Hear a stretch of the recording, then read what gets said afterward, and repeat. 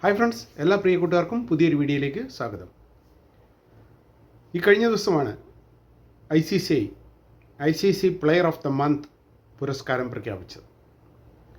മറ്റാർക്കുമല്ല, ഇന്ത്യയുടെ നിലവിലെ ടെസ്റ്റ് ക്യാപ്റ്റനായ ശുഭ്മാൻ ഗില്ലിനാണ് ആ നേട്ടം കരസ്ഥമാക്കിയിരിക്കുന്നത്.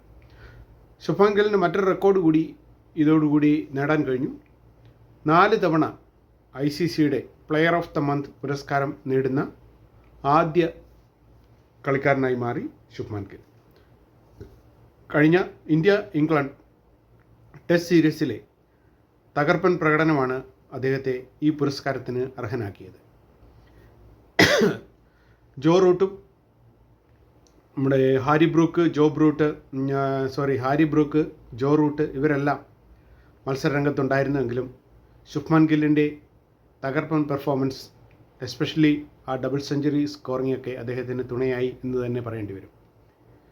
എന്തായാലും 4 തവണ ആ പുരസ്കാരം നേടുന്ന ആദ്യ പ്ലെയറായി മാറിയതിൽ നമുക്കും അഭിമാനിക്കാം ഫ്രണ്ട്സ്. ബൈ.